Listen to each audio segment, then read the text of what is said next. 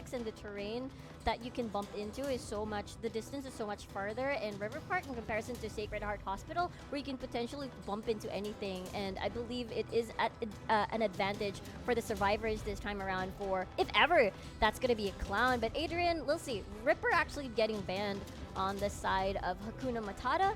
What are the options? Probably, what do you think? A clown, maybe? Joker? Or Soul Weaver again through Race Car? I feel like maybe Geisha or Wu-Chang could be quite good here. Yeah, so maybe one could look for one of those options. Otherwise, now we still have to go and ban out a Survivor. Could look to maybe get out. Okay, so going for the get rid of the mechanic. So sticking to the gun, sticking to the old meta where 96% mechanic pickman. Yes, and most likely it's going to be a, what do you call this, a Mind's Eye as a replacement. Again, Hoka.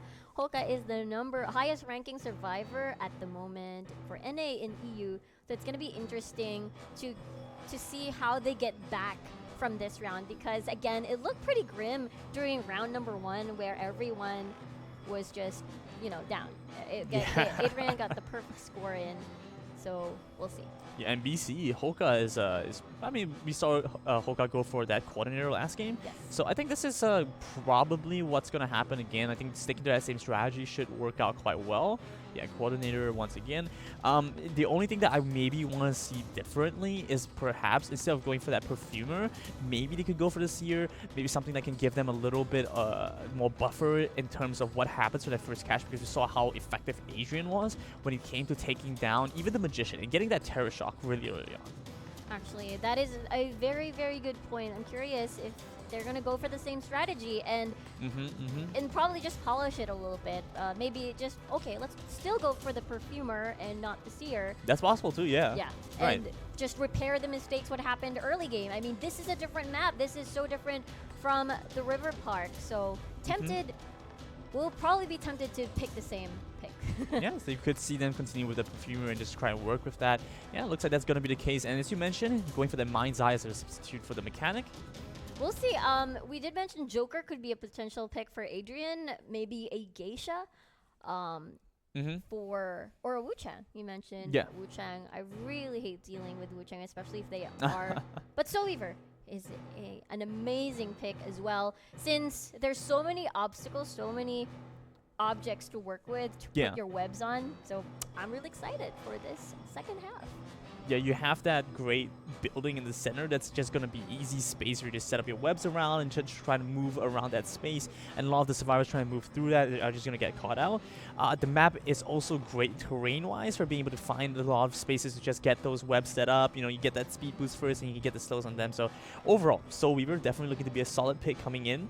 Solid pick overall. So we'll have to see if it's going to be the same as what happened during round number 1, where they take everyone and probably just ruin their day when the exit gates were open and then you're just watching them crawl around and stuff. But anyway, we'll see how Adrian is going to do on the Soul Weaver. Yeah, I mean, even with a perfect 5 points at this point, it's really just a draw. Yes. Right, so you need to get a perfect round, and you just barely get a draw, which means we'll definitely be moving to the 3rd round, where we're looking to see what they have in store, and that's going to be a double ban, so that's going to be even more interesting, because it gets rid of that Ripper. That Ripper was too strong. Yes. Too strong. And they actually swapped hunters at the moment. They're wearing the same skin as well. Is this like an arrangement from both of them? Like, oh, let's wear the same skin. Fashionable. But we'll see. They're in the same, all 3 survivors are actually in the same corner. And let's see who he hunts first. In comparison to the first strategy, they go inside the house, the hospital first. But this time around, they actually go towards the outer circles of the map and might actually find it. Mind's Eye first. Not exactly what you want to do, but this is a good part of the map where you can kite around. Yeah, Mind's Eye definitely the kind of character that's you're probably gonna end up spotting first, especially with the call and you're being able to find the Mind's Eye very quickly. The only issue is, can you catch up to the Mind's Eye? And it looks like Adrian right now the answer is gonna be yes. Looking to pick up that first shot. Ooh, great job by Adrian. You're right. I mean, a Mind's Eye is actually pretty good at kiting because you can see through the walls, but just as you mentioned, when you hit that echo, hit that chain, oh no. Early Mind's Eye. Gets a 360, but will be able to find a Mind's Eye in the end. Now Dead gonna be picked up. They will be able to get the Cypher Rush just barely before Mind's Eye gets put on his rocket chair, I believe. I love the tunneling by Adrian. That's not exactly what BC wants at the moment, with the Mind's Eye getting taken down early.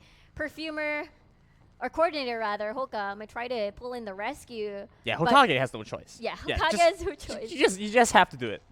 But then it's a very good area for Adrian to actually move around with. There's the movement speed boost here. Just waiting. It's a Minds game. Oh, gets the stun off, and they're gonna be able to just move out from this. Getting a lot of presence off this early on, though. Hokage should be taking this first shot for her teammate. Oop. Yep, there we go. Just solid play overall, and now we should see the rest of the team moving over to try and draw attention away from the rest. Mind's Eye continues to be tunneled in on by the Hunter here. Yeah, definitely this the pellet best gonna strategy. draw some time. For Adrian at the moment, and again, Dead is gonna try his best to keep kiting and just try to loop in around this area. Pallets are still up anyways.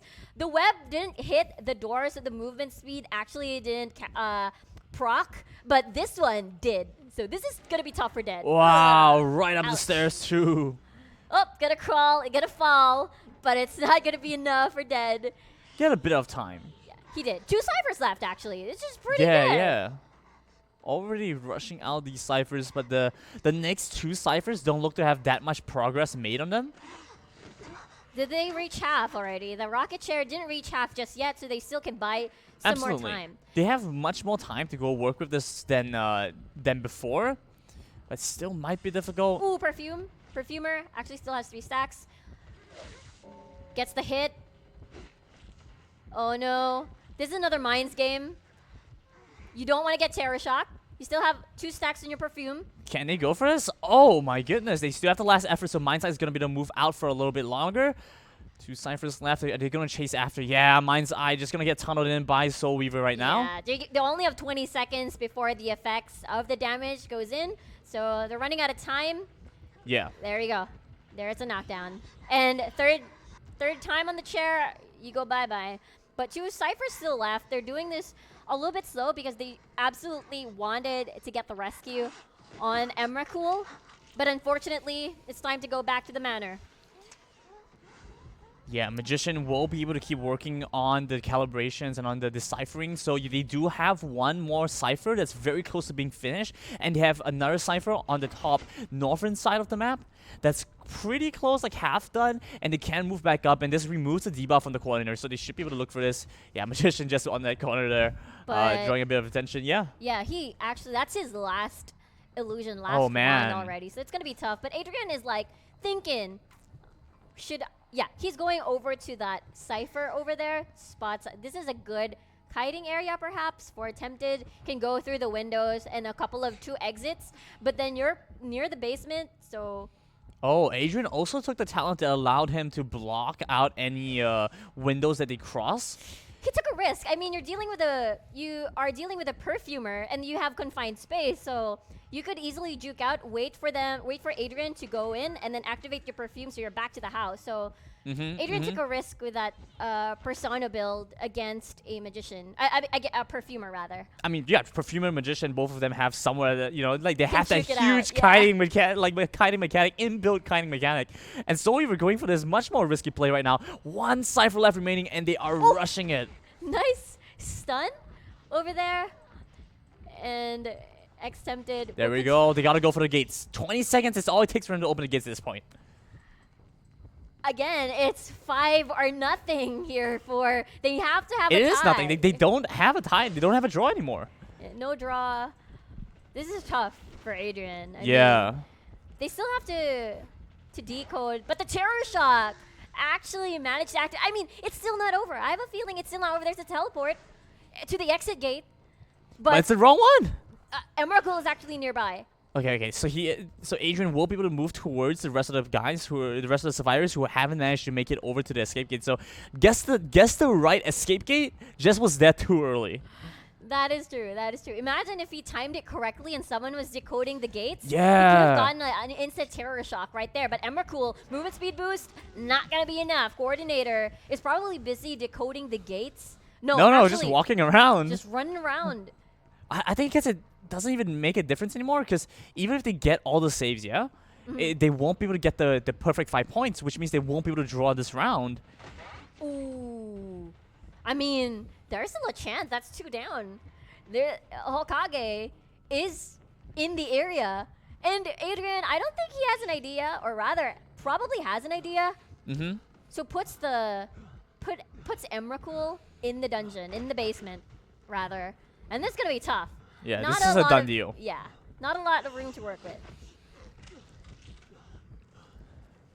I guess at this point it's more like a feel for how Adrian is gonna play his the Soul Weaver. So they kind of get an idea. Okay, so if Adrian goes Soul Weaver, we kind of know that this is what we need to do. This is how we need to play against him. Because at this point, I don't think they have enough points to be able to draw the round. So it's gonna be a 1-all as we move into the 3rd round, which just makes things so much more intense. Oh wow! So he does have the Persona build to one-shot when the. This is it. He's got everybody down. Literally the only way for them to make anything. Yeah, there we go.